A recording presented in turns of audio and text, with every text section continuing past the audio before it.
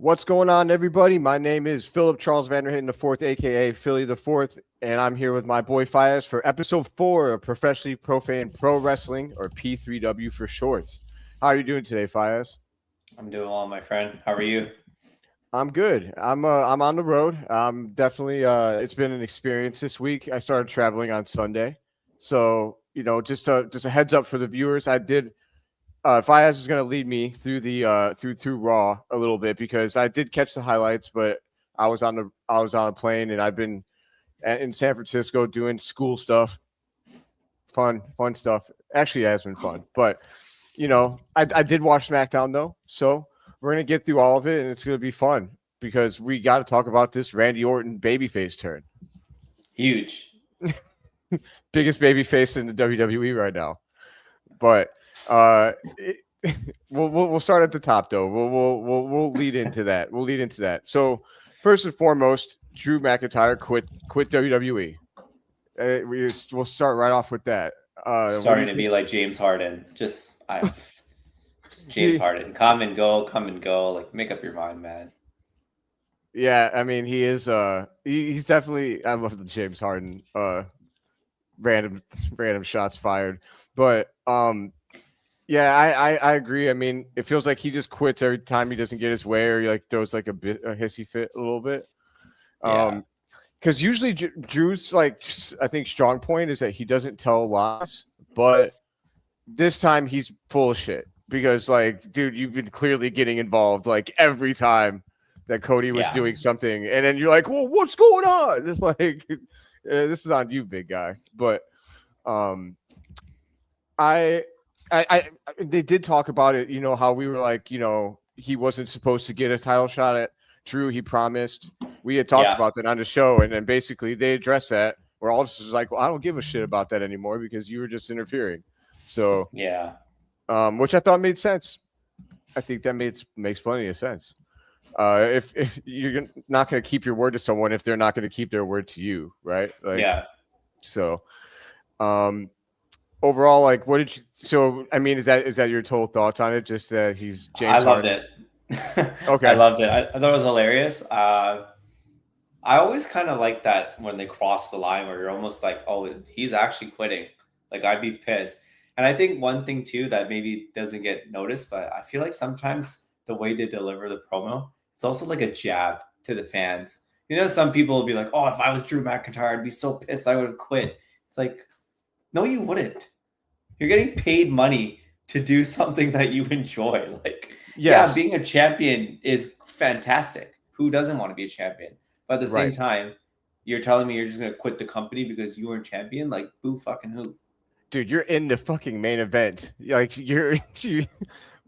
that shit drives me nuts because those fans are just full of it. They would be so stoked to be jobbers on the show, let alone be Drew McIntyre, who's a featured top star. You could be backstage with Tozawa. No offense to Tozawa, but you could be backstage with him and Otis hanging out, or you could be in catering and, I don't know, get mixed with some new tag team that's going to be coming. I don't know, but like, I'd rather be Drew. Right. Drew's got a great job. I would be highly. They're doing a better job these days of mixing, like in their interviews, they kind of are out of character, but somewhat stay within their character. Like, Punk and Rollins go on and they talk on shows, but if the topic comes to one of them, like they're like, yeah, well, I hate that guy, but I'm pretty sure they're buddy behind the scenes again. And just to go on top of the Drew thing, like, fuck, I would be fine with being Johnny Gargano. Like, the guy's just lying down on what a pieces.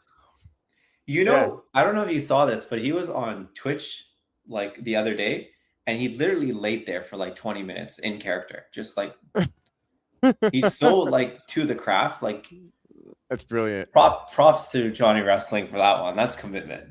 Big props Johnny Wrestling. I don't know where that's all going. I guess it's probably going to be a return to the Johnny Wrestling character from NXT. I hope. I don't know. It's clear that he doesn't work as well on the main roster. His size just does limit him. But I could see him in the mid card title mix. Like, he should be answering like these like challenges from Carmelo Hayes, for example. I Yeah, can't remember if he has. I don't think he has answered I don't any think of he the has, open challenge, but because the guy that left was the one that was trying to go after it too. yeah, true. That's true. We were talking about the European Championship. Like that's a title that Yeah, Johnny could rule that title, man. Like he can make that title mean something, I think. or the But cruiserweight. yeah, cruiserweight as well. But Yeah, that's why I think we both feel like that's a worthy addition, or like those are worthy title additions, like because you can get a guy like Johnny involved in yeah, important storylines, not just have him getting killed by Femi in 2 seconds. But we're gonna get to Femi because man, it's heating up. But all right, let's move on from the Drew McIntyre James Harden conversation. We get right into. We could be quick about this. yeah. The Wyatt Sicks beat Talatoga and Solo Sikoa in a non-title match. Uh, cool. What are your thoughts? Yeah, I just can't get behind the Wyatts. Like Yeah, the storyline to me, to be honest, like I will be fair. If they were just involved in their own program and it didn't have the tag titles being taken away from it, cool, fine. That's completely whatever. That can just be another storyline that gets lost in the shuffle. But the fact that the tag titles are not even like it's involved and uninvolved, it's like it seems like the lantern is more important. yeah, That's the kind of stuff to me sometimes I'm just like it doesn't make sense. Like yeah. there's certain things you can complain about that's going on the shows, but that's like one that's like okay, come on. Yeah, they just haven't built a Wyatt up to enough for that to feel meaning. Like a good comparison, I think, is the Undertaker's urn. But Mhm. the difference is that Undertaker was a well established main event character before the urn ever got involved as a piece of Yeah. anything. So by then it was like, okay, anything that is the Undertaker's is a big deal. But we don't Yeah. feel that way about the Wyatt Six. They didn't like they should have been pushing the lantern before they started a storyline about it as some important piece of their power or whatever, but they never did that. Yeah. They're kind of Yeah. just like, well, Bray Wyatt, like that was his shit, okay? But like you Yeah. guys didn't lead us here. All of a sudden now the lantern's important and it's actually not that important because they're still winning matches without it. Or Yeah, and it's I, just kind of goofy. It's just too yeah, goofy. Like yeah, yeah. I feel you. I'm with you. I don't think it didn't do anything for me. It was cool. That's pretty much where I got for there. But yeah. next we had Michin after all that shit she was talking for weeks now. Put up a good fight, but got her ass kicked by Jade Cargill. So Yeah. I want to know what your thoughts are. I'll give mine after you.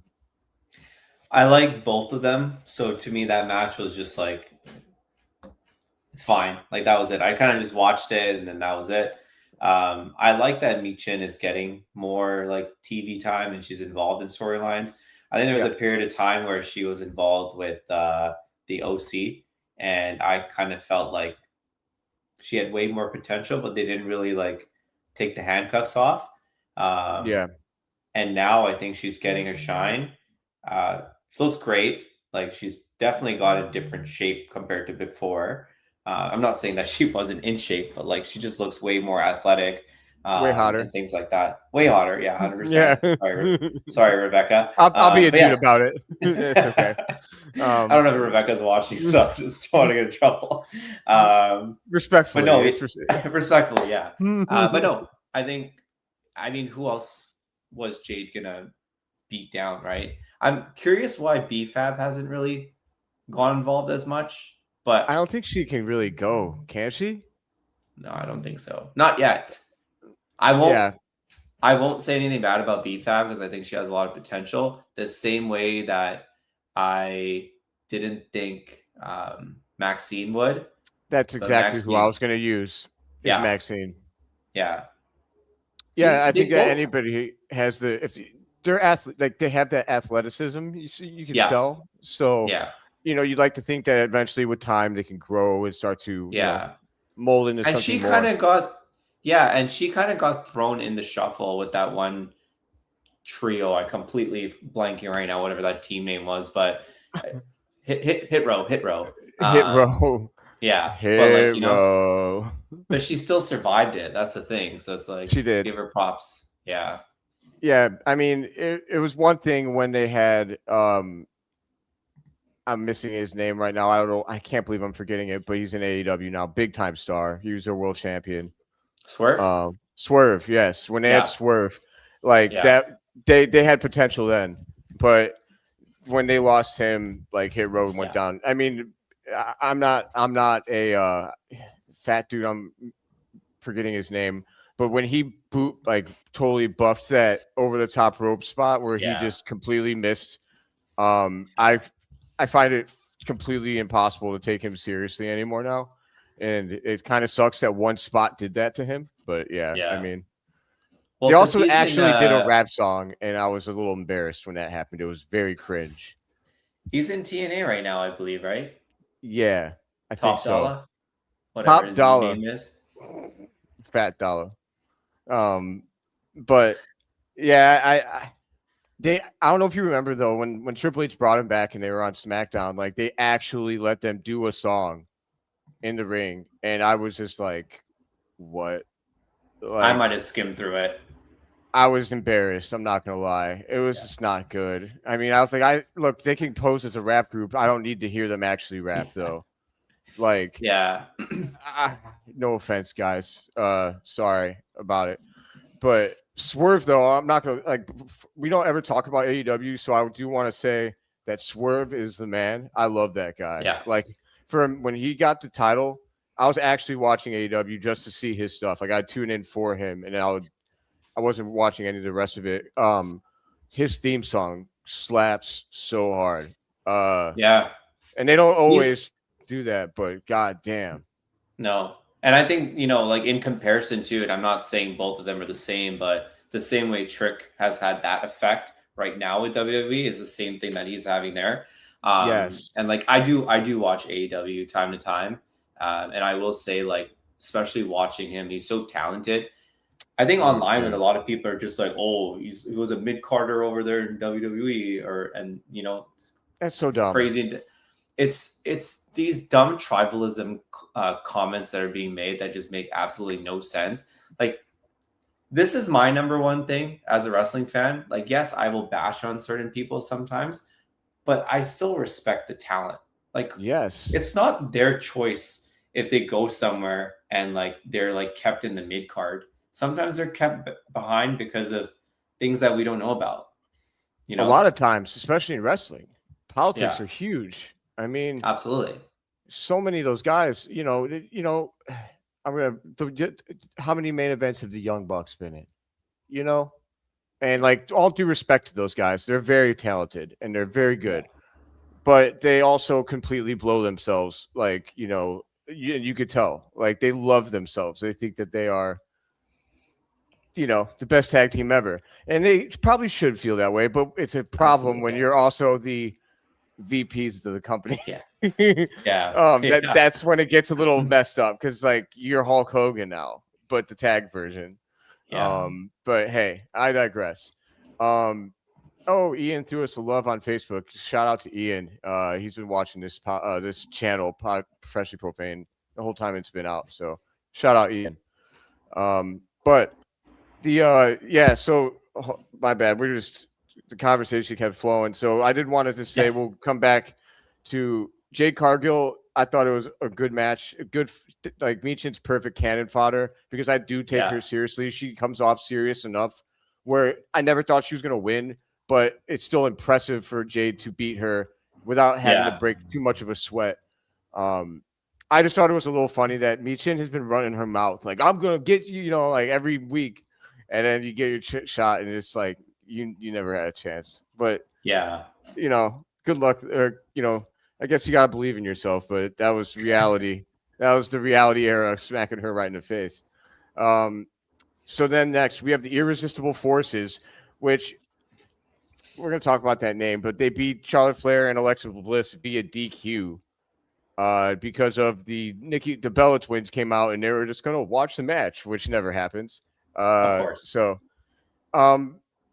before I ask you your opinion, I just want to say that I feel like the Irresistible Forces is a really lazy ass team name. They just took Nia Jax's literal like nickname and put an S on it and said that's what they are. Yeah. Come on. Come on. Triple H, you're better than that. Like, come on. There's little to no thought put into that whatsoever. But man, like all jokes aside, because I know a lot of these people online are going to be like, oh yeah, you could use AI to make storylines and this and that. You literally can use AI to come up with better faction names or tag team names. yes. Like even for WWE 2K, like sometimes I have a great idea in my own head because I think I'm pretty creative, but sometimes I'll go to AI. But dude, my that show, is not. I mean, go ahead. Oh, I was just gonna say that is not a name that I would ever want to place on two people. No, not when you've already like with Nia Jax is the Irresistible Force. So using that as the tag team name is really like lame. It's like if Lazy. Randy Orton got in a tag team and they're like, "Oh, we're gonna call them the Vipers." Like, okay, Yeah, maybe if Disney owned WWE, then it'd be a different story. Yeah, I mean, I don't know, man. I love the tag team though. I think it's a big boost to Nia Jax and what's her her name is escaping me. Lash Legend. There we go. She's a big woman. But it's all right though, because Tricky 2 Times is handling that. So mad respect. But yeah, that's a tag team I could see like really running that division for a while, because I don't see either of them really being singles champion like challengers. So that's a good spot for them. Yeah. They could really be dedicated to that division, which I'm happy that the WWE is finally taking steps to really establish long-running real women's tag teams. Because for a long time it was just like, this chick and this chick, and that's it. Like there was barely, there wasn't a lot of real teams. It was very fake. But no, they're doing a good job of really. I think the division's never been better, if I'm being honest with you. Yeah, but you know what I think is the biggest, like, I guess you could say funnel towards that direction? It's NXT. Like, you look at all the stars right now that are coming through NXT. I know, like, Stephanie Vaquer was only there a short period, same as Julia, same as Jordan Grace. But even you look back at, like, Becky, Bayley, Sasha, like, that's the right development program to do. And that's why women's wrestling is doing, like, even right now, sometimes I agree with you that the division looks great, but I'll also kind of push back on you and say, like, the NXT women's division is like better. I would say so. I think, you've got some big names on like Raw and SmackDown, and then you've got like the elder states ladies that are coming towards the end of their age. Are you calling them old? How dare you? Ish. I'm just calling. But like you look at like Kelani Jordan and all the talent that's on NXT, like they're up next. Ooh. Sol Ruka. I love that chick. That finishing move that she has is unbelievable, dude. She's a star. I was watching Royal Rumble with some friends at my place, and they don't really watch like NXT. And two of them go like, "Who the hell is this chick?" Because she started early, right? But she was in the match till the end for a long time, and she was like super athletic. And then they were just like, so good. Holy shit! I was like, yeah. And I think she's only like what 24, 25 maybe. She's a kid. Yeah. She's got enormous talent. There's some serious. Tim Tam agrees. She's all about 26. 26. I found out who Tim Tam is actually. Oh, did you? Who is it? Yeah, it's my boy Thomas. So okay. He was when you said bring back Carlito last week. So I didn't know who that was. So I was just like, who the fuck wants Carlito back and why? And then I think we made a joke about Tozawa or something. And then that's like, he messaged me after the show was over, and he was just like, he said the Tozawa thing, and I was like, oh, it was you fucker. I love it. Appreciate you joining the show again, my man. All right, let's keep it rolling here. We got Damian Priest and R-Truth defeated Los Garza. Yeah. I mean, it was good. We don't have to spend time on this. I mean, they just basically justified their win over the tag team turmoil because those Garzas were like, "Oh, you only got to win because we went first," and which is a valid criticism. But then you get your ass kicked, and now it's not valid anymore. And so I hated it. You hated it? Yeah, because I don't think Damian and Truth should be even like getting this push in the tags. I don't either. Like, I don't either. Like, both of those guys are so talented. Like, they should be having matches with Fraxium, not two guys that just got put together a couple weeks ago, went from comedy skits to all of a sudden now they're like a believable tag team. Like, get the fuck out of here. Like, no one's buying that. Just because you guys have done comedy bits doesn't mean you're a good tag team combination. I agree with you. I like I said last week, I think this just completely reeks of WWE being like, we got to get Damian Priest on WrestleMania, and this is how they're gonna do it. I don't like it. I hate that the Los Garzas, like they're good. Like they've got a lot of talent, and they get continually. Like I even think they've improved their look. I like the little logo or whatever that they're using now. Oh yeah, I think it's like the 3 slashes. I think they look smooth. They look like $1 million. Like I just can't get any rub at all. Like ever. Yeah. Like they get, if they get a win and there's like a ton of bullshit that happens for them to get that win. Like it's never just because they're good. So I mean, I guess again, we go back to like, well, they get to be on WWE TV, so their lives aren't that bad. But I agree that they could do a lot more. 100%. So then we got everybody's favorite segment of the night. Probably is very diversive for some people, but Jelly Roll and The Miz on Miz TV. So, how are you feeling about Jelly Roll? A big thumbs down. He might be watching this, but Jelly Roll actually like goes out and looks for like the stuff about his stuff. I like Jelly Roll. I like Jelly Roll as the artist. You don't have to lie. I have no issue with him. Huh? I'm just kidding. So you don't have to lie. No, I actually don't. I don't mind him as an artist. I actually respect him a lot. But I'm just tired of some of the celebrities that get to come through WWE. I appreciate him being there, but he does put in the work. Like I know that he gets in the ring and like actually does stuff. He's lost a lot of weight. I would just rather see matches. These segments can be little backstage stuff. I don't want to watch this guy come into the ring and get interviewed by The Miz. I'd rather see Danhausen run in circles and do some funny skits. He's going to be on WrestleMania, though. I think that's kind of where this is going.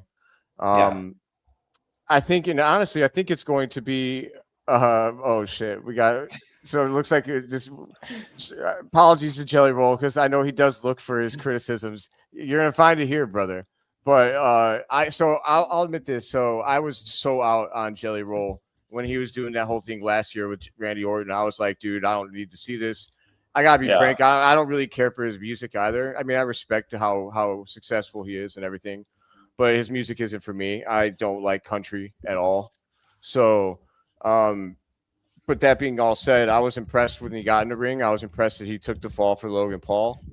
I love how much he loves the business. I know he's very happy to be there. Yeah. That all being said, I agree that, I think the best thing that can come out of this, though, is that Kit Wilson is probably going to be on WrestleMania. Yes. Yeah. I love it. I'm good with that. And he should go over, damn it. Don't put Jelly Roll over Kit Wilson. Don't do it. Don't do it. Please. I think they're going to do it, if I'm being honest with you, but I hope they don't. Like, I really want Kit Wilson to win. Kit Wilson is so over. Like, the fans are so into him, dude. Like, it's actually nuts. I think he's gonna get some Dolph Ziggler type of like fan support where like the WWE was like not planning for this whatsoever, but here he is. He looks great, dude. He's got the look The theme song is so good. I was gonna say Dolph Ziggler too. Read my mind. Yeah, dude. He's got a vibe. He's got a vibe. I love when theme songs are different. And his is so like poppy and like the chick singing. It's so different, but that's why I love it. I think it's awesome. So all right, rolling on along. Tiffany Stratton beat Kiana James. I mean, I don't have a whole lot here except that Kiana James has huge titties, and God, they're sweet. I can't stop she's the one chick that like I don't usually think like that when I'm watching women's wrestling. Like I'm 35 years old, man. I've seen tits before, but hers are freaking wild. Anyways, I mean, it was fine. I think they're setting up for Julia versus Tiffany Stratton at WrestleMania, and that's probably a good spot. So you got, the match itself didn't really. It was like a meh for me. Is that how you're feeling too? Yeah, I feel like I don't know how it is in the States when you guys are watching it, but it feels like there might have been a good amount of stuff that happened like during the break that we missed because that match didn't feel like it was long enough, or it didn't really have as many spots as it could have. Right. Yeah, I feel that. Let me see what happens here. Okay. Sorry, I was trying not to cover your face with the comments, but I wish I could move that. Move to the left. All right, big bet. I don't know how it looks on your screen, but you're fine. So let's just do that. There we go. So okay. we're good. No, you don't have to. So so then just going straight on, man. Tricky 2 times beats Jacob Fatu after the guy who quit apparently didn't quit. Drew McIntyre interfered. And so awesome. I mean anything that gets Trick Williams a win, I'm super stoked about. It's pretty funny to see Jacob Fatu talk shit to people because you actually believe him. Like I think that he would stab any of these guys, like in an instant. But he's like, "I'll beat your ass." I'm like, "You talking to Trick Williams? That's a big guy. That's a big motherfucker right there." I feel like he's pulling back too because sometimes there's probably words. There's definitely like I know like you don't like to drop the F-bomb too much. I know I did earlier on the show. I'll stick to 1 or 2 per show. I don't mind it on this show. I can't do it on. Okay. I feel like he's pulling back the F words when he's about to. Like, there's no way, like, even the way where he's like, I'm going to drop your ass. Like, I know there was an F-bomb coming in that way, but. Yeah, I wish that they were able to use, dude, the word fuck is the most versatile language or word in the English language. It can be used in so many different ways. It adds, that's why I call them sentence enhancers. They're not curse words. You know the other thing too, and it was awesome. It was 316 day not too long ago. So I will say this. I think when it comes to Jacob, I think he could push the envelope similar to like Stone Cold did. Because even Stone Cold, he said he's like, even in the industry, he never pushed it with certain words. Like he knew his limits. And I think Jacob could do that. And if they let him do that, you might see a Samoan version of that. I'm not going to say Stone Cold because I don't want to get misquoted and people be like, oh, this idiot thinks he's going to be Stone Cold 2.0. I feel you, dude. I thought the match itself was fine. Like, I think that these guys, I'm starting to think, though, dude, that we're not going to get, I thought Drew was still going to be in the main event with Randy Orton and Cody, and now I'm not so sure. Now I'm thinking it actually might just be Drew and Jacob on the side, which I'm only bummed about. I wanted to see Jacob in the title match, so I was selfishly hoping.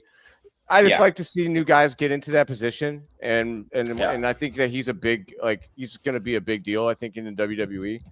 I mean, hell, he already is. All gas, no brakes, baby. But I mean, Okay, I'll Hey, try. and you know I'll never do that again. they ended that pretty well too, because I think it protects both guys. Yeah, Trick got the win, but it's like there was interference, right? So it makes it a little bit more personal. Yeah, So it was perfect. agreed. Agreed 100%. So then we get to the end of SmackDown, and we'll get to what the title of the show leans into, and that is the big babyface turn by Randy Orton. And if you didn't see it, you might be like, "Isn't he already a babyface?" Yeah, but now he's even bigger because he beat the living fuck out of Cody Rhodes. Yeah. I mean, I'm gonna say I didn't see it coming.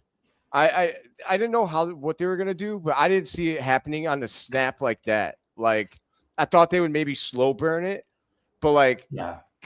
Orton basically like the fact that once the match was official and he like signed his name, then it's like the mental barrier that he had just gone Yeah. because he tried to tell him, he's like, you don't understand, I need this. And Cody's like, oh dude, but it's okay, we're still gonna be great. And he's like, Yeah. okay, signs it, just immediately flips into absolute psychopath.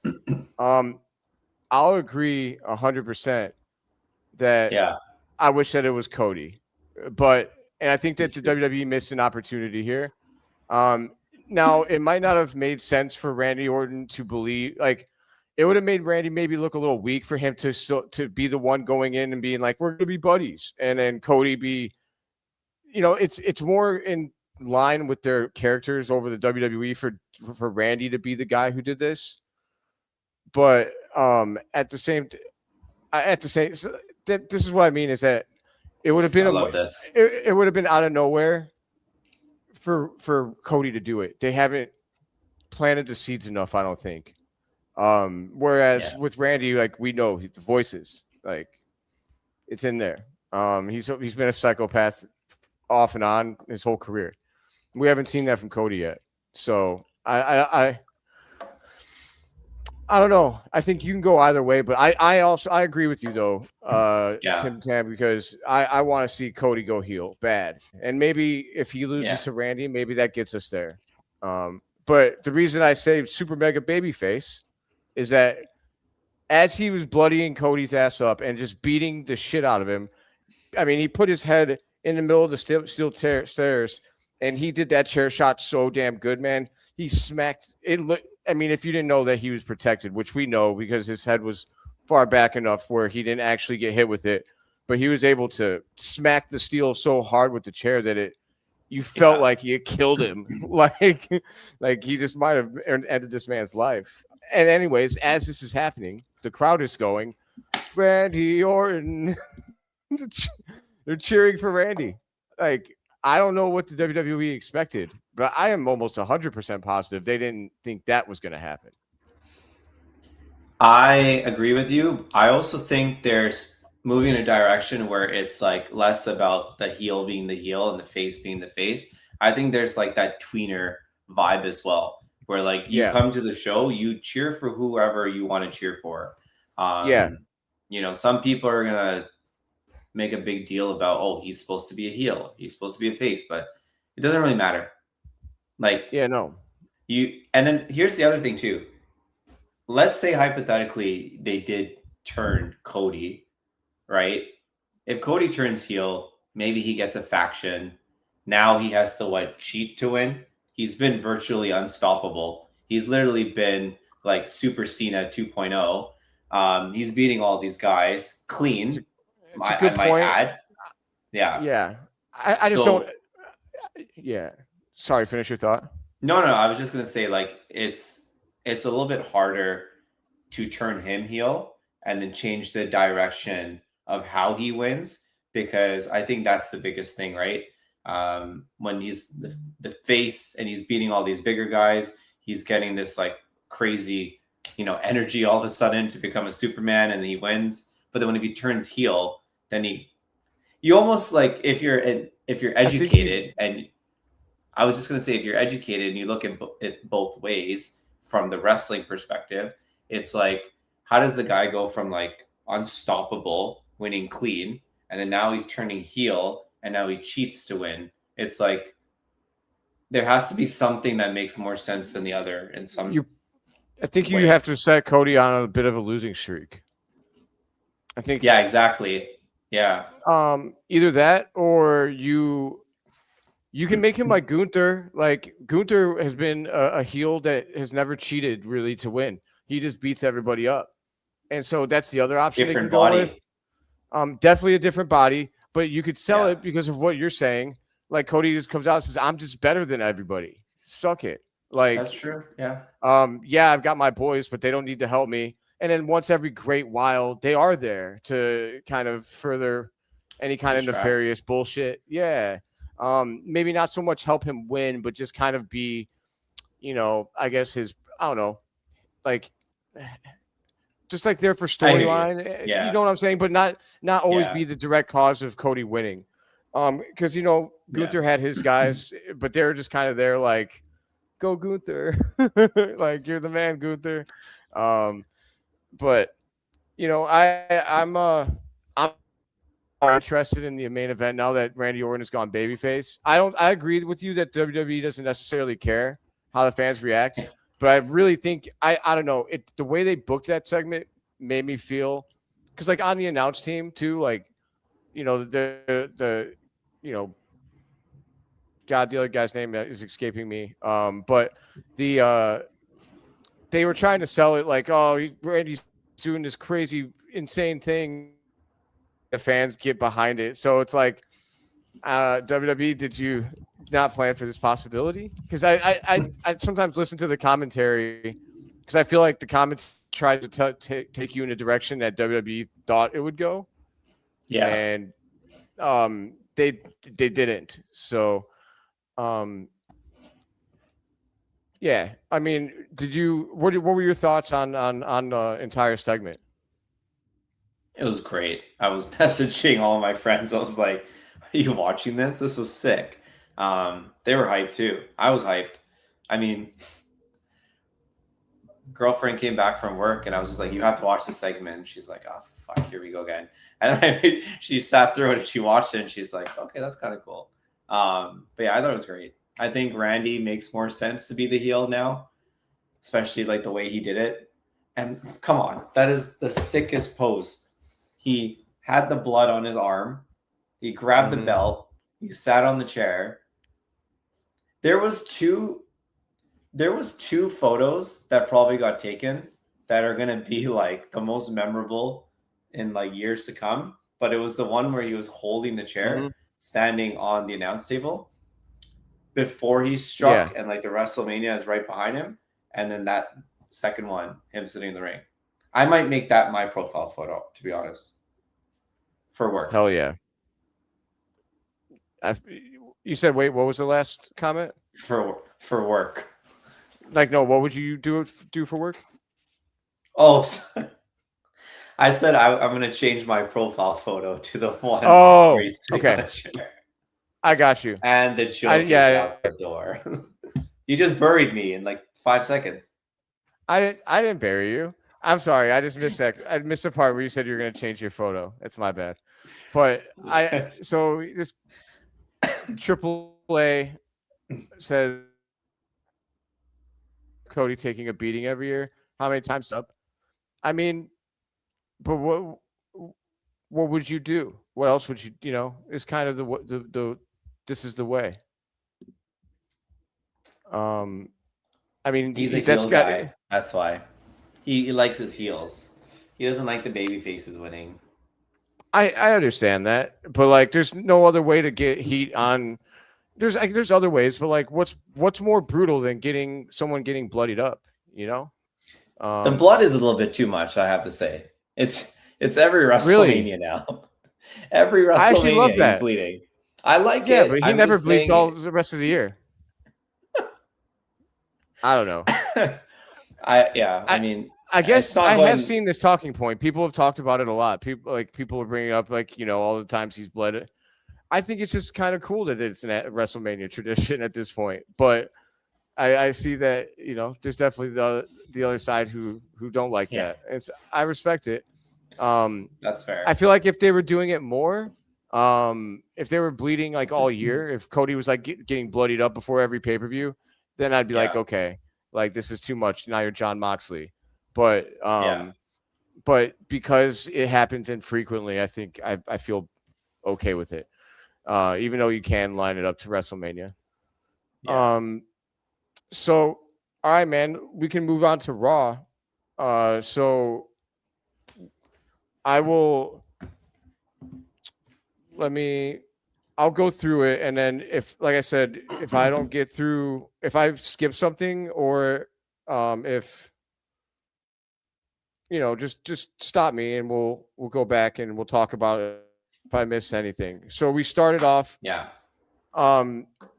For anyone that wasn't here when we started this episode, I was traveling when Raw took place. I'm in San Francisco for school, so I didn't get to watch the show. I've been on the road, and so haven't had the chance. I watched the highlights, but Fayyaz is going to lead us for the majority of this for this Raw coverage. Although, like I said, I know the big points here, and starting off was Seth Rollins. I don't know how it ended up being this way, because the highlights started with just Brock coming out. So if you could tell me what happened with all of it, and then I'll go through my opinion. Yeah, it kicked off with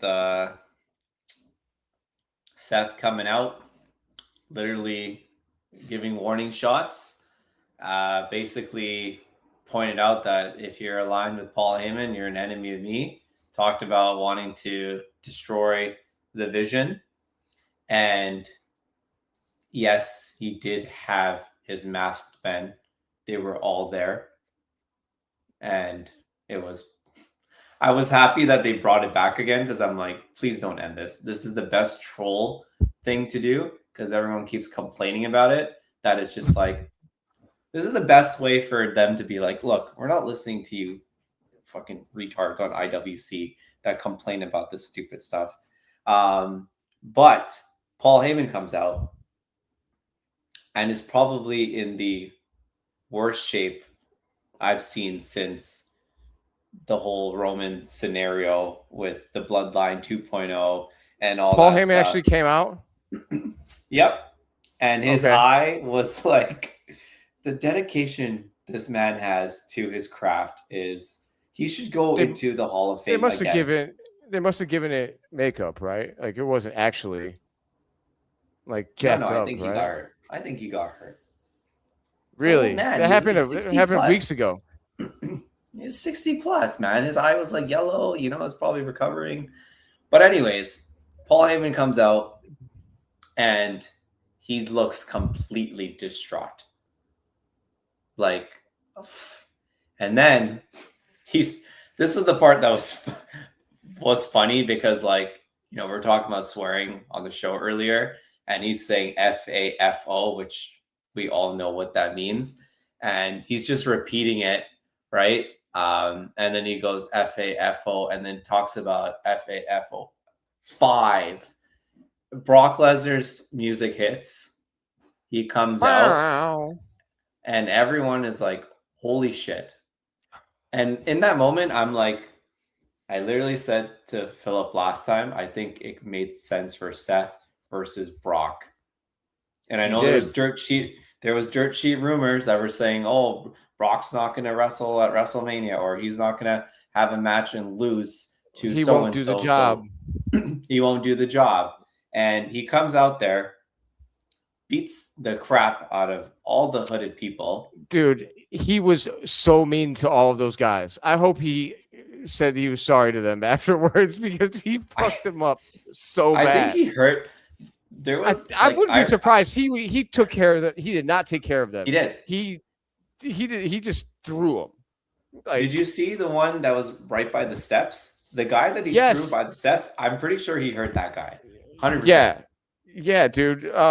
I know that was his gig. Like, that's what I'm sure they told him. Like, hey, you guys are fodder. Brock is going to manhandle you as if you're not even a wrestler.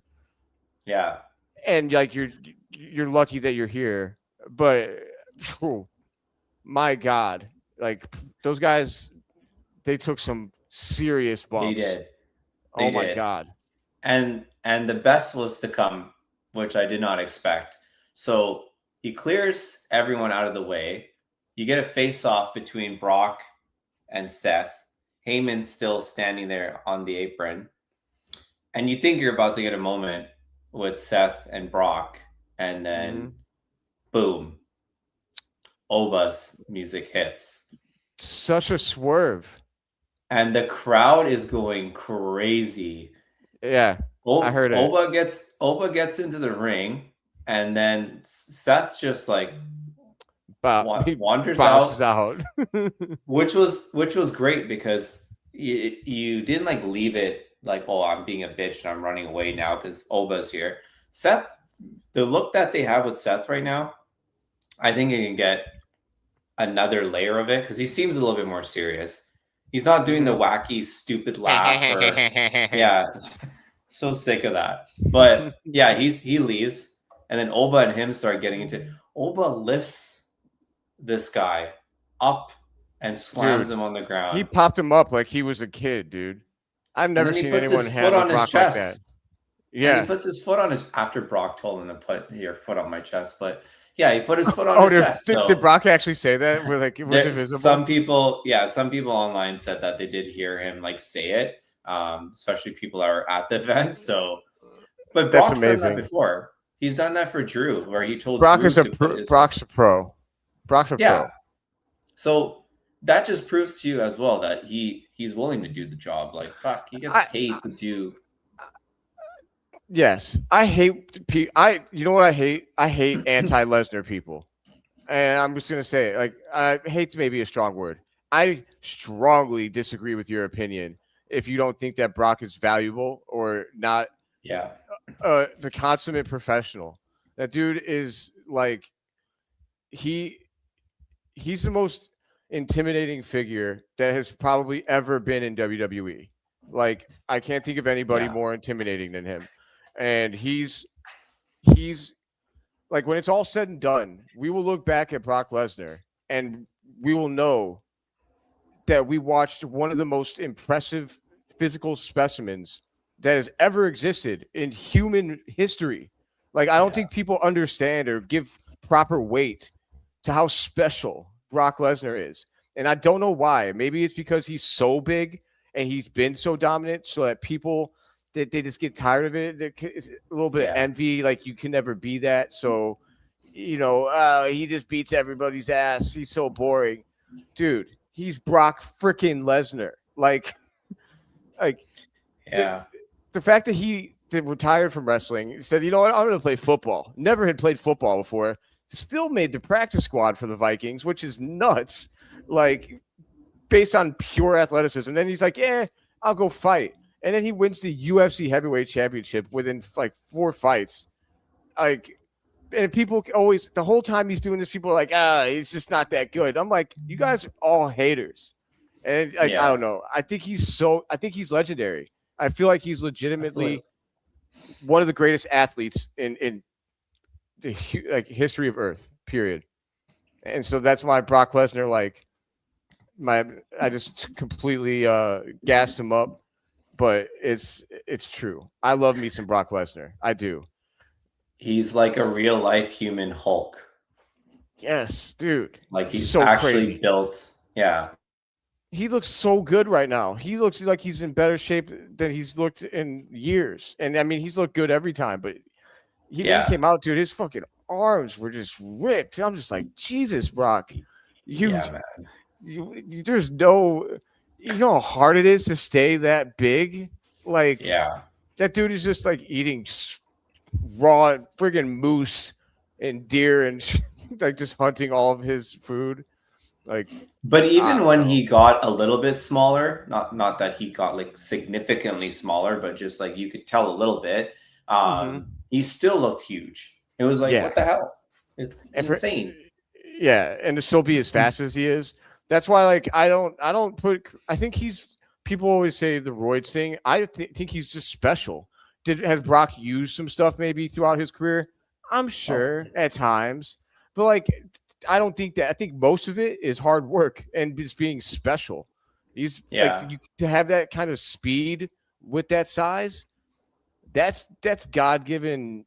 That's your DNA, dude. Like he hit the 100%. jackpot on the DNA, on the DNA roll. Friggin' nuts, dude. Insane. There's not that many men where I'm like, man, what would it be like to be that guy? He's one of them. I'm just like, God, if I was born and I was Brock Lesnar, that one's yours. Hell? I don't know. That's just one of them where I'm like, that's insane. Like just to be that guy. Like he might be the most, like I said, the most special athlete ever. I can't think of another man his size with that speed. He's crazy. Like if he would have been a mixed martial artist forever, instead of just deciding he was going to do it out of nowhere, he would be the greatest UFC heavyweight champion in history. I have no doubt about that. He would have taken everybody down and just ground and pound beat the shit out of them. Like he would have been punched in the face enough times if it was his actual, profession forever, that he would have gotten used to it. He wouldn't have, now I think, when he got into it, when he did, once people were putting their hands on him, when you're that guy, he's never had that happen to him, so it's easy. You're going to panic if you've never been in that situation. Yeah, you could tell when he started getting hit, he's just like, what the fuck? What's going on here, dude? Take me back to WWE. Yes. Like, it's actually kind of funny, like, only because he's so scary. Like, when he's hurt, he's like a wounded grizzly bear, dude. He's like I don't know. Anyways, I love Brock, man, and I'm really excited for Oba Femi. I just said all that stuff about Oba or about Brock. Like Oba's got a similar. I don't know if he's as fast as Brock, but he's got a similar type of physical figure where you're like, dude, this guy is just going to eat you alive. So I think these guys can. There's a chance that this could be the match of the entire weekend at WrestleMania. It could be. Yeah. I will say I saw online that Braun Strowman took a liking to Oba and thinks he's bigger and badder than him. I will say this publicly. Braun Strowman, please don't hurt me. You're like 3 times my size. But you're not Oba. Oba can actually talk on the microphone and doesn't have to roar to scare people, let alone have to go ahead. No, sorry. Go. Yeah. You can finish. I was just gonna say that they should have pulled the trigger on Braun when he was hot right off the bat, when he was like hunting Roman. And he was like the one guy on the roster who's like, I want his ass. Like he was going after Roman and just beating the shit out of him. He's like, I think that's when he said, like you're gonna get these hands for the first time. I'm not finished with you yet. Like he was at that time. I was like, dude, this guy is scary. But now he fell off. This is where. Yeah, and I was gonna add on top of like what you just said too, is that he had like a comedy skit at times, and that kind of ruined it for me because it's like you went from like this scary guy to being part of like the Wyatts to like this and that. It's just like I think he should have maybe had like one title reign. It doesn't have to be too long, but like they should have had him go over Brock. That's what I think. You just gooned about Brock 3 minutes ago. I did. But you really want to put him over? I thought that was when he was hot. I thought that you could have made him like. I thought it would have been. You could have bought it back then. Now you wouldn't buy it, but back then you would have. Like, he was beating Roman clean, and nobody was beating Roman clean. Like he was though. And I know that he actually got beat by Roman too, but the fact that he was able to get clean falls on Roman as a heel was like a big deal. But then, that's true. Just like I thought Samoa Joe, like I thought he was a valid person to Brock, because Joe was one of the only guys that stepped up and came off like he wasn't scared of Brock, and you could buy it. Yeah. Now, like Seth and CM Punk, while they had great matches with Brock, it's hard to buy. Yeah. Just its face. I'm just like, dude, he would absolutely murder you guys in a real fight. But He'd throw him around like he did to Ricochet. yes, like he would just yeah, I thought Joe should have like that was during Brock's crazy reign where he had belt for like over a year. Or something like that. And he was showing up every so often. Like I thought Joe and Braun were the guys that they should have been putting over him at that time, and it ended up being Seth. And I was like, I mean, I got it. Well, I understood it, but yeah. I'm glad you disagreed with me, though. It makes it a little bit more interesting in this conversation. But yeah, I'd go with Oba. yeah, I mean, so this match can go anyway. I think if you can book Oba losing to Brock, I think you can. Yep. But I think I said that last week too. We agreed, right? Yeah, I'd only want to see it though if Brock's willing to run it back. Don't do it if Brock's not going to run it back because SummerSlam. Yes, like run it back or don't do it. Like if they're only going to have a one-off, then Oba needs to win. But if Oba's gonna lose, Oba needs to get that win back in the future for storyline and character, driven purposes. So, where is SummerSlam hosted, by the way? Are you asking because I should know this? Yeah. Is it in Toronto? Toronto. I don't know. Where is Minnesota. it going to be? Is it? Oh, yeah. I see where you're going with this. I'm not gonna lie. If it's not Chicago, I tend to like I need to stay on top of these things better. But I think that you could see Oba versus Brock then. Yeah. So especially if it was in Brock's hometown, you could really sell that if Oba was going to get his win back there. You could go the other way with it too. If Oba wins, but they still want to run like a trilogy. Brock can get his win back at SummerSlam, and then they could theoretically throw it down again at WrestleMania next year. I don't know. Or the Royal Rumble. I think Brock is the type of guy that is not going to want to do like a farewell tour type of retirement. I think if he's going to pack it in, I think he's just going to lose the match.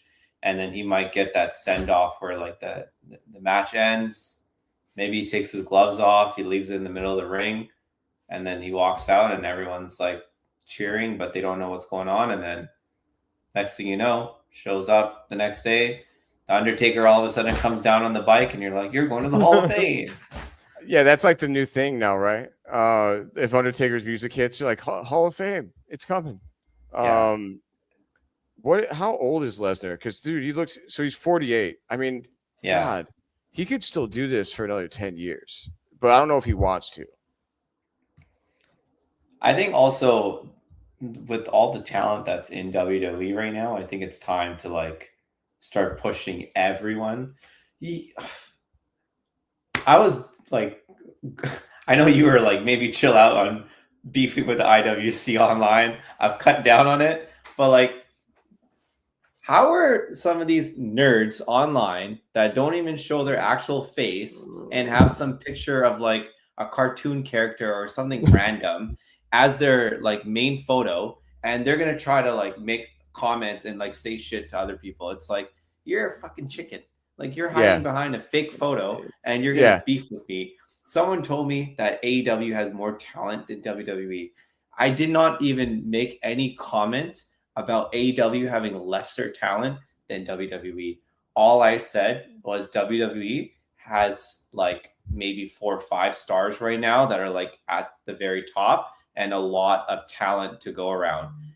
Actually, some people with common sense online that also do agree with me, where WWE does have the talent. The storylines might not be the greatest, or maybe there's too many different things going on. It doesn't mean that there's no talent. That's the stupidest thing to say. Like, again, back to the tribalism. It's like, I hate tribalism.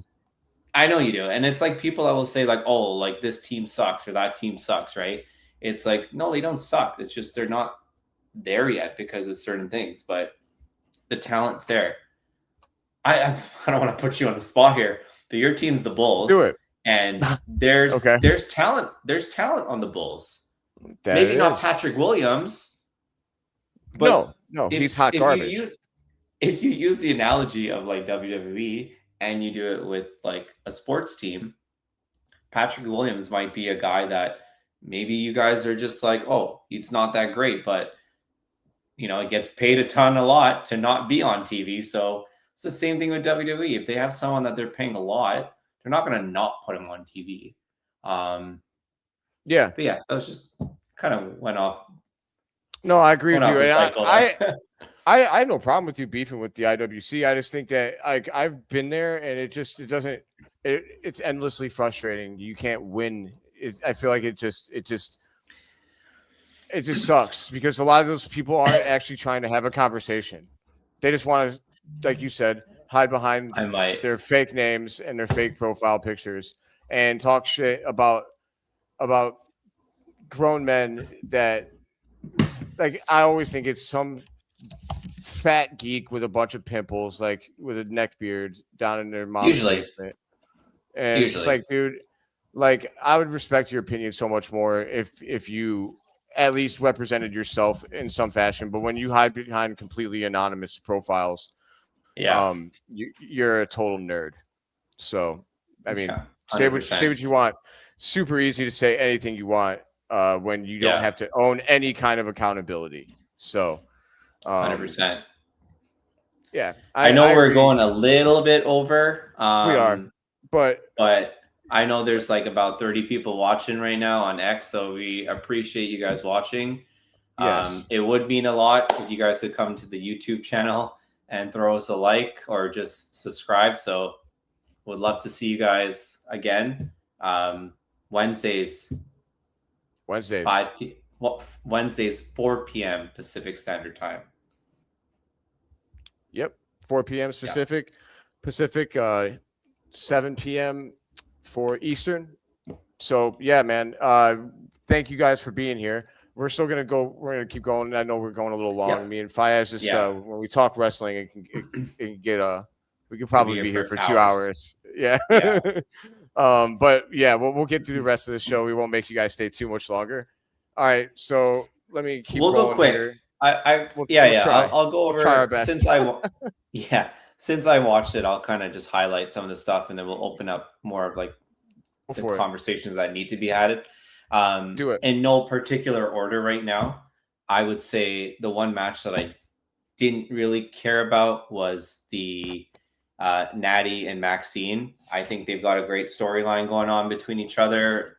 I don't know if you have any comments about that, but I know the next two that we can talk about might be a little bit more interesting. But again, no slight at both of them. They're both talented, but it's just another storyline of two teams broke up. Now they're beefing.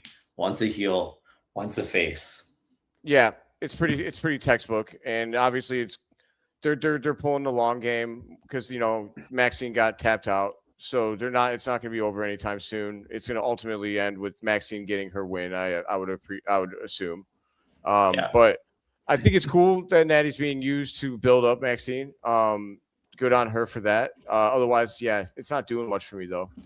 So no, it's hard to embrace Natty as a machine, only because we've had so many years of her being someone, being kind of a jobber. It's like it took 15 years for you to be like, actually, I'm gonna beat the shit out of everybody, and it's like, like you could have done this earlier. It's a shame that she didn't have this kind of character her whole career, because I think it'd look a lot different. 100%. But I mean, she's still gonna be a Hall of Famer. She's been there forever. So. As she should. I hope she even comes back and trains others, because I think she did get held back. But again, that's the politics of stuff that we probably don't know about.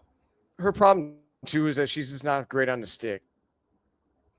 So I think she had a hard time selling tickets, which is kind of the tough part. I think the other thing too is like the outfit that they used to make her wear was very like dominatrix. Like it was like, I have no comment about it. I think she looks better now. Yes. I Yes. think I, she I, I looks never cared absolutely for great. her ring attire before. It just made me feel maybe a little bit bad for Tyson. Uh, like he's getting his ass kicked in the bedroom. Uh, But think about it, right? Like if you think about in all our, and we're both not like, we don't have background experience in WWE. We don't know all the whole behind the scenes, but as fans of over like 30 plus years, you know that the biggest thing is going to be like the look. Do you have like the structure to look like a star, things like that? Are you like believable to be a winner? Second is the charisma, right? yep. Are you good on the mic? That's always going to be the biggest one, is because if you can't talk the talk, like your game is not going to do enough. Even like, Billy Gunn, baby. yep.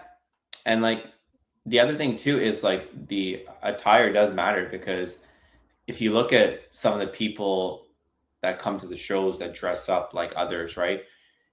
It's a timeless feel. Like you look at Terry Funk from back in the day, you look at like Hulk Hogan, even Stone Cold, The Undertaker, Kane, like all those larger than life characters. When people come to the show, they dress up like that. Respectfully, no one's going to dress up like her at a show, right? So that's a little bit tough. But again, like that is something that is in consideration when you're building a star. Um, it's a big factor too. But yeah, I don't want to just spend the I next like agree. 3 minutes talking about her outfit, but Yeah. you know what I Yeah. mean. Yeah. Yeah. No, there's a lot of things that go into somebody being very successful, and Natalia for just didn't, for whatever reason wasn't checking those boxes. So I Yeah. I agree. I agree with you Yeah. in full. A lot of times being a superstar isn't always like it's kind of like you said, it's your look and your charisma. It's kind of, you either got it or you don't. Um, Yeah. it's very rare that somebody just like kind of like learns to be a star. Like you usually see it coming from a mile away. So, um, I, anyways, I agree. But move us on to the next Raw Yep. spot. There was Philip. I know you only watched the highlights, but there was a lot of good matches to watch that night. It felt like there was a lot of wrestling. Um, El That's good. Grande Americano versus the original El Grande Americano, I thought was brilliant, because I you've seen the got like, finish. yeah, but you see, my favorite part, I think I texted this to you, but I'm just like, this is hilarious. You've got two people that are doing cosplay of luchadors, Yes. and they're doing German suplexes. Like, if this is not the nerdy like wrestling stuff that you enjoy, like you probably don't understand it and you probably won't like it, but that was for the Yes. culture. I loved it. Yes. Yeah. But the match that was the match of the night, Penta and Dragon Lee. I It bet. was freaking phenomenal. Like Dragon Wow. when Dragon Lee first debuted and how they tried to push Dragon Lee, felt so forced. It was trying to be like they're trying to replace him. I'm sorry, we're trying to replace Ray with him, and like it didn't really go as great as planned. But since Dragon Lee has had his interactions with Gunther and where they're at right now, this dude's a star. Like maybe last year, I probably would have been like, he's going to be like a tag partner. The other guy that doesn't get credit for this for Dragon Lee, but it's AJ. True. Like Yeah. AJ had a great impact on him, because I'm telling you, like this new version of Dragon Lee, and I'm not going to say like there's anything drastically that's changed of him. He still comes out with the wings and stuff like that, but the way he's moving, it's like his confidence is different, and you could see it in the match, because like again, I've always been the one to say that I think Ray Phoenix is a better wrestler than Penta, but Penta has more of like the charisma. I rewatched that match. I don't typically rewatch many WWE matches unless Wow. it's like the older stuff.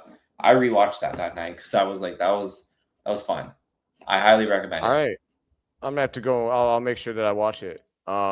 Yeah. I mean, just knowing that the two that were involved, it doesn't surprise me. So I'm excited to watch that back. Penta is going to be a great Intercontinental champion. Although I do feel like they're somehow going to get the title back on Dom so that Finn can fight Dom for it at WrestleMania. But Maybe I don't know. Maybe there's they still do a a month to three-way. go. Maybe. Although I don't To know. me, Maybe Finn and Dominic probably need a one-on-one. yeah, I think they're gonna get a one-on-one hopefully, and I think the other this is what I mean by like there's so many layers where you can go different directions, especially like whatever happened the week before. Finn versus JD is going to be pretty interesting too. Yeah, totally. You I mean, know, there's a lot of history there. yeah, They're selling it like, or at least what they said was like Finn wouldn't be, or sorry, JD wouldn't be there if it wasn't for Finn. yeah, yeah. So that's a huge story you could play off of. Yeah, and you know, like again, there was a lot of matches that night, so I don't want to miss any of the other ones just to make comment of. But AJ and Bailey happened. It was a nice like 10-minute match or so. Nothing crazy to like hit the ball out of the park with, but it was a good match. Can't complain. It wasn't like there wasn't like any spots that weren't great or whatnot. It was overall a good match. It just was easily like skippable too. But towards the end, especially like after AJ won and Bailey's just sitting there by the table, there's like you can build a story there too, especially with Lyra as well that's involved in backstages. And then Stephanie Vacquier beat Raquel. Yes. That match was whatever, but again, like I would say the biggest takeaway from that one is the most randomness of Io Sky coming down to the ring like during the match. I get it. You don't know what to do with Io right now, but that one just didn't make sense to me. Yeah, so I wasn't aware of that. So you said Io came down for which match? The Raquel match. So Raquel and Stephanie had a match. Yeah. Okay. And then Liv was ringside. Yeah. So why did Io come down? Probably to even out the odds because it seemed like they were just going 2-on-1, with Stephanie. So interesting. Maybe it's I just don't know what the connection is there. Yeah, maybe it's just an international thing, girls helping each other out, or maybe Io's like, hey, I need to get involved with something. Yeah, I mean, I seen that they keep altering Stephanie's entrance, and I don't. How do you feel about that? I will go with the crowd on X. But give her back her old theme song. It wasn't broken to begin with. Don't know why you changed it. Just go back to the old theme song. It feels like they're admitting, like, with how much they keep changing everything, like, because it's like, are you admitting that you were failing? Like, it's a little weird. It's like, because it's almost like an admission that what they were doing wasn't working, but it was. So I don't understand. Yeah, it's also a bad look when you've got your champion that like when her music hits, you don't even know who it is.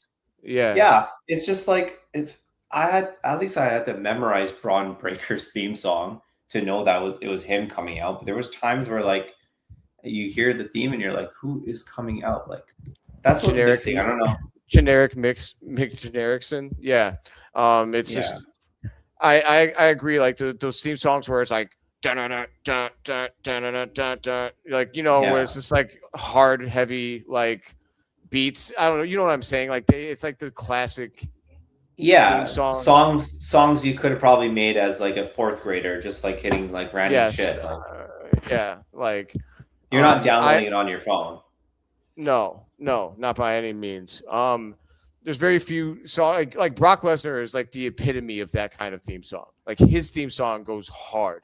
That thing, that beginning noise that it makes, like wow, like when that shit hits, danger is coming. The arena is like, oh my god, like we're about to see something. But you can't do it better than that. And so I feel like a lot of these like just go completely another way. Like you don't have to. Not everyone needs to be presented like Billy Badass. I feel like you could do like. I feel like they could have, if she's like supposed to be some sort of like, I don't know, she's kind of like got the devil, the demon thing going on. Like they could have done something more demonic instead of like heavy metal. I don't know, man. Like, I mean, like Rhea's a good example of like someone that has a great theme song that she loves it. She fucking sings the song while she's going out to the ring. And it's gothic. Yes, it fits her. It fits her. Yeah, it fits her. Yeah. It's actually kind of striking how much she looks like the Motionless in White League singer. Like that. I don't know if you've seen when they did the live performance. I have. I love that. They look just like each other, which is crazy. Yeah, and the other thing too, just to touch back on like the music part, like especially with Stephanie, like you could give her like a Latina song that maybe like it doesn't have to be like a romantic R&B style song, It can have like something that has homage to it. Yeah, it's not hard to do. Be a badass song, like for her to. She's a badass in the ring. We know that.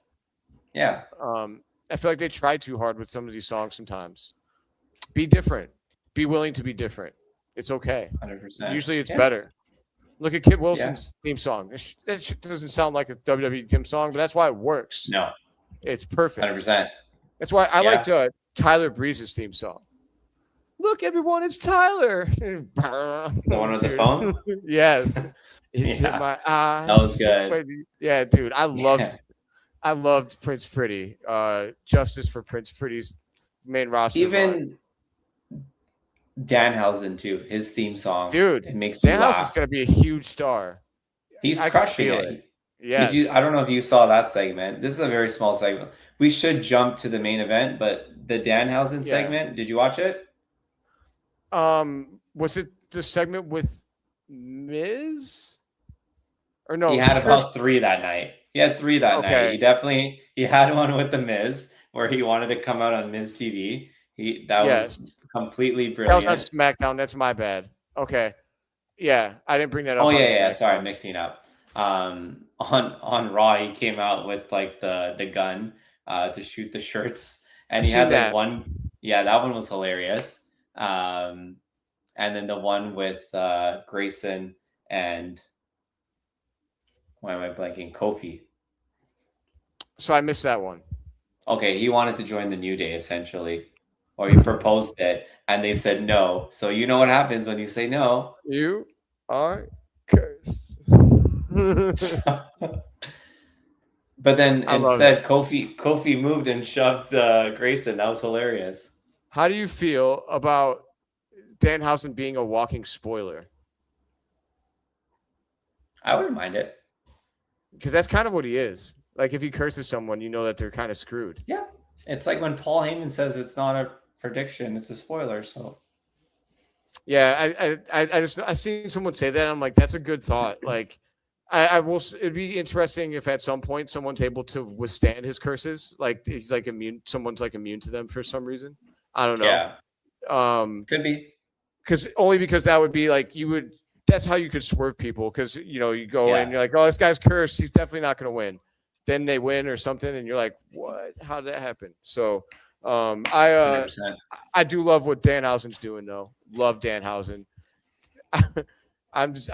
He's so goofy, but that's why it's great. He fits the WWE mold perfectly. I would love to invite him on the show if we ever get a chance. Oh my god, I would lose my mind. Yes, I hope so. I hope Imagine one day him we're doing the opening. Yeah, dude, he'd be phenomenal. Nothing would make me happier than being able to interview Danhausen. He would also tell people to make sure that you like, subscribe, or you are cursed. I love it. Moving on to the last piece, because I know we've been past an hour and definitely want to let these guys go soon. The promo, CM Punk and Roman Reigns. Did you get a chance to watch that whole segment? I did not. So I watched the end of it, but just walk me through the fine pieces. Well, there was a lot of stuff that also happened earlier in the show, like when the Usos showed up with Roman. They had a backstage segment, which was like very Bloodline-esque, sitting on the couch and whatnot. They towards the end when it was Punk and Roman throwing jabs at each other. There's a lot of stuff online that people are complaining about the promo because they felt like it was underwhelming. To be honest with you, I don't really have anything like super positive, but I also don't have anything super negative to say because I get it. There's a month left. Yeah, it felt like kind of a nothing burger. Yeah, and I think that's fine because, like obviously you want to end the show off on a good note, but for those that are watching on TV, we know if you've gone to an event, when they end it with the promo, they're getting dark matches. So like they're not leaving that place like unhappy. No. They're probably gonna get to watch like Punk might actually have a match. Like I know he's probably out there in jeans, so maybe not him, but like they're definitely getting a dark match main event. Always. Yeah, always. Exactly. They're gonna send the fans home happy. That's why I think it's completely fine that storyline didn't really do too much. I know there's a lot of criticism about Roman's calling him old because then it kind of like takes the layer away. Because I guess it's like a rule or something when you're doing a promo, you don't ever want to say, "Oh, this guy's old," and then because if you get beat, then it's like, "Oh, you got beat by an old guy," and if you beat him, then you're like, "Oh, you beat an old guy," like whatever. Yeah. I agree with him to a point, with that criticism to a point. I mean, what I will say is that Punk does look old as hell. But like he just looks old. That gray in his beard came quick, boy. But he's really not that old. Like not for like wrestling standards. They're 7 years apart. They're literally 7 years apart. Like he's in his late 40s, right? I mean, that's not old, really. Let me see. No, I'm pretty sure he's 40. I think he's 47 and Roman's 40. Yeah, he's not old by any stretch of the imagination. So yeah, he's 47. You're on point. So totally. Yeah, it only makes sense from like Punk was on top when he brought Roman in. So from that perspective, like I guess he is old compared to Roman. But like, I don't enjoy Roman I don't like Roman attacking Punk from a "you're not worthy of me" standpoint. Dude, CM Punk is one of the only guys that can stand toe to toe with you, look you in the eyes, and say that he is as much of a needle mover as you, and you have to take that seriously because it's true. Like the ratings, the merchandise seller, all that stuff lends itself to CM Punk being just as big as you are, bro. So I don't like that. And of course, as a CM Punk, that's my GOAT. So like I'm a little biased in this conversation, but I just like let dive further into their personal beef instead of Roman just being like, "I'm just better than you. I'm the tribal chief. I run this place." Okay, buddy, we know. Well, the one thing I will say that I really did like was when Roman just kind of was just like, heard it before, the part-time comments and this and that. Like, I'm just giving a synopsis, but he basically just like, it's nothing I've never heard before. And he basically told him, he's like, maybe you should just learn what it is like to actually be one of those guys that doesn't have to work full time. And then he took the jab at AJ. He's like, maybe you should ask your wife. I thought that was like perfect. About what? About working all the time? Being working less because you're a top guy. Gotcha. Yeah. It's a good comment. I mean, I don't know. You could look at that a number of ways, but I think it's admirable that Punk is like super down to do all of these dates. Like he doesn't have to. I thought actually when he came back, that was the biggest worry for me. I'm like, is Punk gonna be a part-time attraction? But no, he's been far from that. He's there every week. He little boyed him too. I'm not going to forget this moment because obviously that's your boy, but Roman was like walking away and then he like got out of the ring to stop him.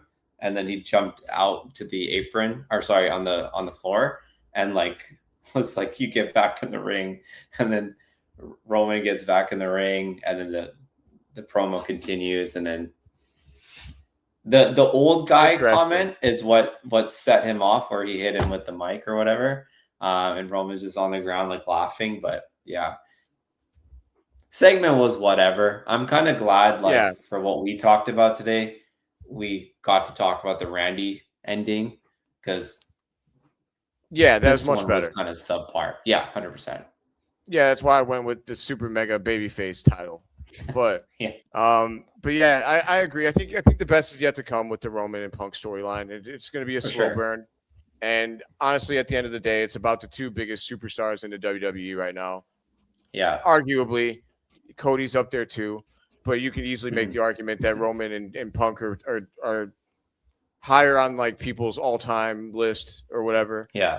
100%.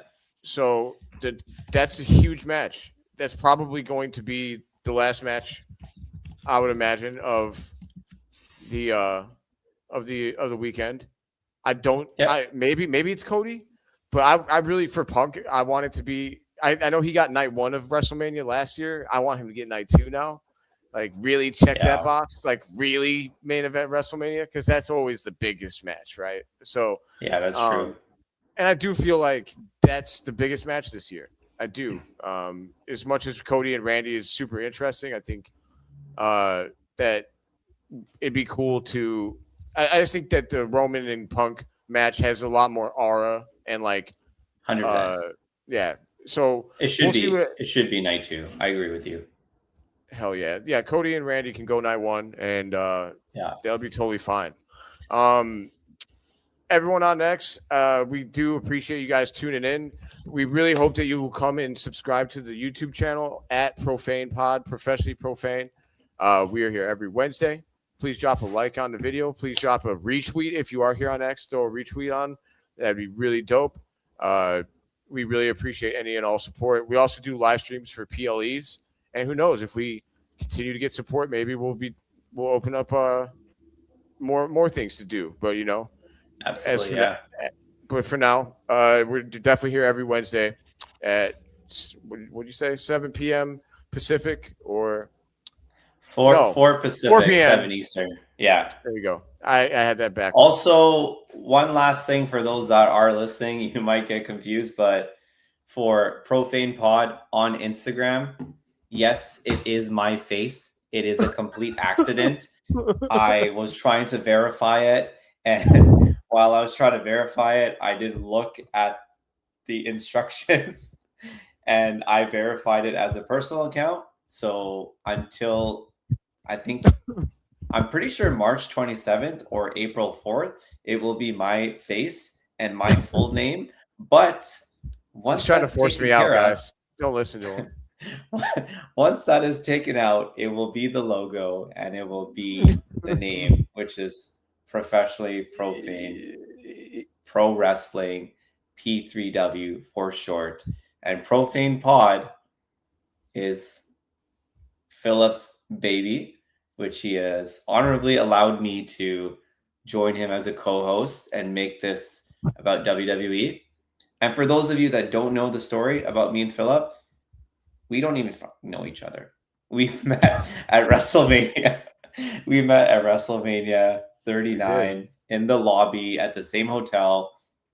Just became friends from there and just clicked since. Like we probably have exchanged multiple texts over events multiple times, played video games together, random memes. But if any of you have ever experienced that where you've met someone randomly at a live event and you became friends with them and you haven't started a podcast, that's me and Philip. I love it. Yeah, man. Definitely. I gotta say, man, I've met a lot of people. I've been to 5 WrestleManias, but I'm not starting a podcast with anybody else. So, hey, man. Fayyaz is doing awesome work. I highly recommend checking out the Instagram. He's dropping awesome clips. Fayyaz is the man. So I know he's trying to force me out, but I'm gonna try and stay here. And we look forward to being able to keep providing you guys with great wrestling content, positive wrestling content, fun wrestling content, not a bunch of pussy crying. Everything sucks. We hate it. Nah, we actually No like clickbait. wrestling.